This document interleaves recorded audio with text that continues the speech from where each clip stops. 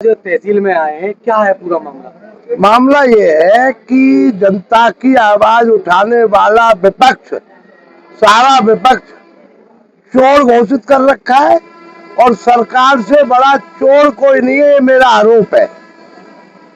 THDC का पैसा अभी नहीं मिला दशहरी 5 गांव के किसानों को, जबरदस्ती फसल खड़ी है, जबकि एक ये नियम और एक कायदा है कि फसल के टाइम पर कोई भी इस तरह का काम न किया जाए जिससे किसान की फसल बर्बाद हो।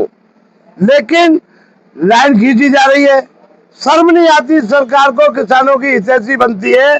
गांव में बिजली की 11,000 की लाइनों को हटाने के लिए लाखों लाखों रुपया लोगों से जमा कराया जाता है और लाइनें नहीं हट रही है। या एक नई प्रथा डाल रहे, बसे हुए गांव पे 11,000 की लाइन निकालने आबादी क्षेत्र में, अब हाई टेंशन तार।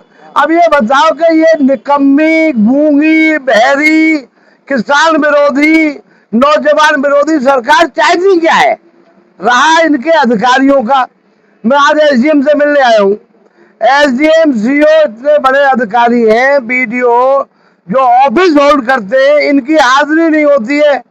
ये घर में दुबक जाए, ये अपने निजी काम से चले जाए और इनके कर्मचारी ये कहते साहब दौरे पे, क्षेत्र के दौरे पे। अरे फोन सीयूजी आपको गवर्नमेंट ने दिया, निजी फोन भी आपने ले रखे। कोई पब्लिक का आदमी, नेता आदमी फोन करता है, फोन नहीं उठाते। अरे आप बता दें कि हम क्षेत्र में, हम करोड़ा में, हम 1 घंटे में आएंगे। ये हमारे पब्लिक सर्वेंट है, हमारे पब्लिक के बाप बने हुए, इससे निकम्मी सरकार आ नहीं सकती। अगर आपकी सुनवाई नहीं होती है जैसे विद्युतीकरण को लेकर के, हाँ। तो क्या करेंगे आगे? यदि विद्युतीकरण की सुनवाई नहीं होती है किसानों की और किसान धरना आयोजित करेंगे तो हमारा पूरा समर्थन, हाजिरी इनके साथ रहेगी। मेरा नाम मधुर प्रताप सिंह है। मधुर जी, आप तहसील में आए ज्ञापन लेके, क्या है पूरा मामला? विषय ये है कि हम लोग गांव दशहरा खेली के प्रभावित कृषक हैं। हमारे यहाँ पे टीएचडीसी के द्वारा भूमि का अधिग्रहण किया गया था, उसका कंप्लीशन हो चुका है, प्लांट सुचारू तौर पर चालू है। लेकिन वर्तमान की स्थिति ये है कि अब उससे विद्युत वितरण के लिए जो हाई टेंशन लाइनें निकाली जा रही हैं, वो बिगैर किसी सहमति के, बिगैर किसानों को बताए। और होता क्या है कि जब रात में सुबह उठ के किसान खेत पे जाता है तो रात में उसके लट्ठे लगा दिए जाते हैं। हम लोगों को ना तो उससे पहले कोई नोटिस सर्व किया गया, ना हमको कोई जानकारी दी गई उसके संबंध में। अच्छा, मुआवजे के संबंध में कहते हैं तो वो कहते हैं कि हमारी तो तानाशाही है, आप तो रोक ही नहीं सकते इसे।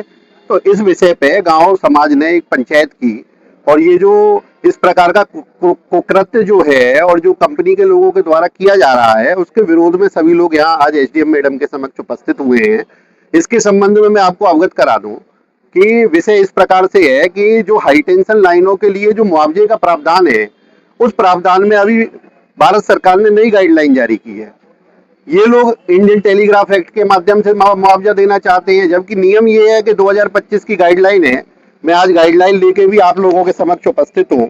इस गाइडलाइन के अनुसार क्या है कि केवल इन लोगों के द्वारा जो मुआवजा दिया जाता है, वर्तमान में जो पिलरिया गाड़ते हैं उसका मुआवजा दिया जाता है।